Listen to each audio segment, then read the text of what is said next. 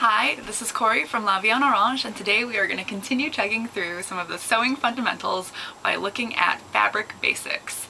So you might already know, but there are two very basic types of fabric that you might see if you're doing home sewing. One is woven,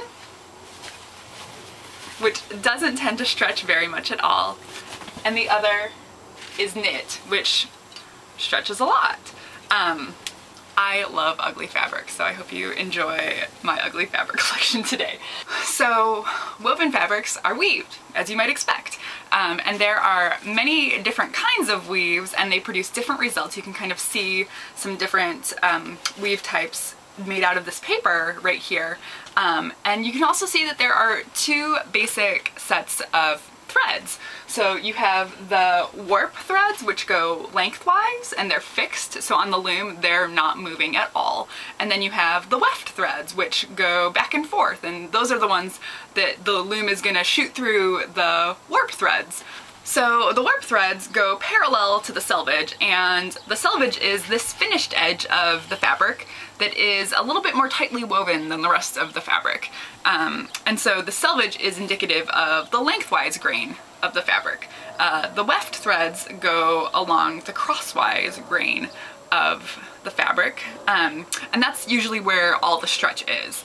Now, the absolute stretchiest part of the fabric is on what's called the bias. And the bias is that 90-degree angle where the warp and weft threads meet, so that if you turn your fabric in kind of a diamond shape, you can see, oh, that's super stretchy. But then look at the crosswise grain. Stretches a little bit less, and then the lengthwise grain stretches very little. So if you've ever had a bias cut dress, you know that it really hugs your body, and that's because of the way that it's cut on the bias grain rather than on what a dress would typically be cut on the lengthwise grain, so that the stretch went across your body. The bias is a little bit unstable. Sometimes the hems can ruffle a little bit, and sometimes that's super cute, but sometimes that's not what you want. And so most garments are cut on the lengthwise grain, which means that the length of the garment is parallel to the selvage. And this is important. If you think about, I don't know if you've ever had any clothing that has kind of twisted around your body. I actually tried to wear a shirt today that was cut a little bit off grain, and I love this shirt. It's turquoise, it's bright, it's soft, it's comfy, but I don't know if you can see, this side seam is it's about an inch past the side seam on my jeans. And if we look at the other side, it's like 3 inches behind the side seam on my jeans. So this just means that it's cut a little bit skewed. It's not perfectly straight. And that means that the shirt was cut off grain.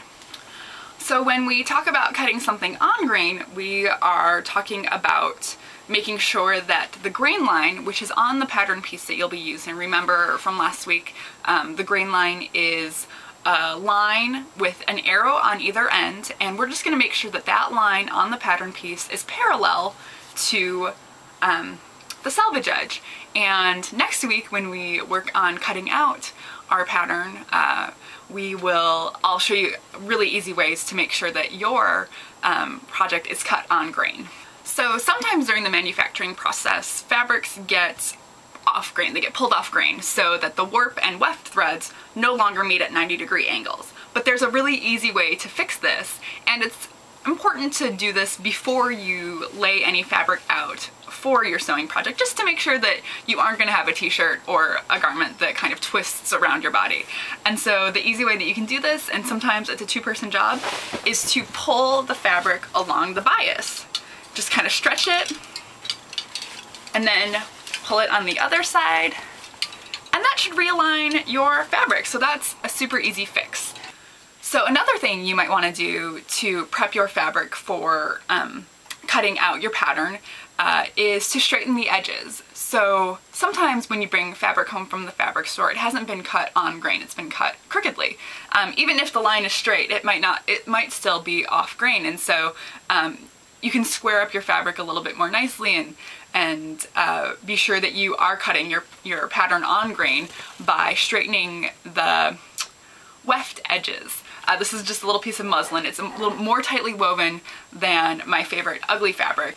My favorite thing to do with a piece of tightly woven fabric is to just snip in the selvage a little bit, and then you can tear, and it'll tear along the grain. So now I know that I have a straight edge parallel with the grain, and perpendicular to the selvage. So, or parallel with the lengthwise grain and perpendicular to the selvage.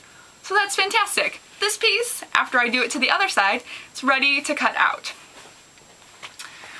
And so what you'll want to do for a woven fabric that's less tightly woven than the muslin, for example, is you can go along the crosswise grain, remember the weft threads, and you can pull a thread. Oops, I'm pulling the wrong thread. I need to find it. Okay, here we go.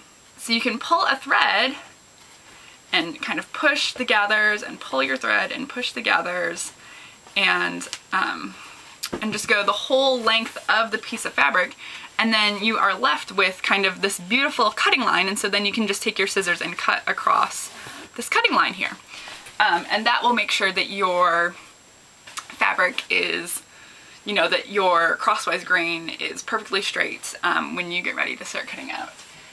Now that we've talked about wovens a little bit, we're gonna dive into talking about knits. So knits are basically the other really common type of fabric that you'll come across. I mean, there are other kinds too. There are bondeds, there are lace, there are nets, and those types of things. But wovens and knits are the two most common that you'll use for home sewing. So everyone has a favorite sweater or scarf or something that they own that is knitted, and knit fabrics, like my t-shirt, are very similar. So you'll see a lot of the same features. For example, these V's on this half-done sweater are called knits or wales or ribs, and the back with kind of the curly cues are called courses. And while this is just kind of magnified, if you look at my t-shirt or your t-shirt or anything, you know, that's knit, you'll see the same features. So knits come in two basic ways. They'll come flat with selvages, like our wovens, or they'll come knit in a circle. Knits with selvages, like this stripy one, selvages aren't the best cutting guide for knits. You're going to want to find a row of those wales or those knits or those ribs and follow that, line that up with your grain line on your pattern to make sure that it's straight so that it doesn't curve around the body like my t-shirt does. Okay, so just a couple of more things before we wrap up for the day. For knit fabrics, you're going to want to use ballpoint needles rather than standard point needles.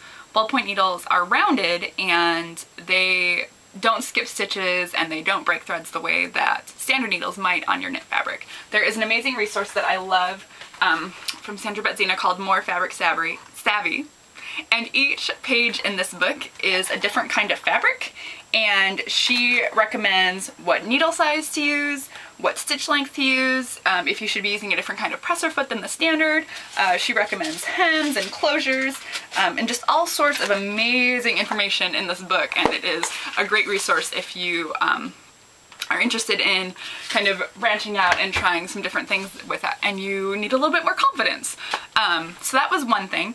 The second thing is that you should always pre-wash and shrink your fabric before you lay it out to sew.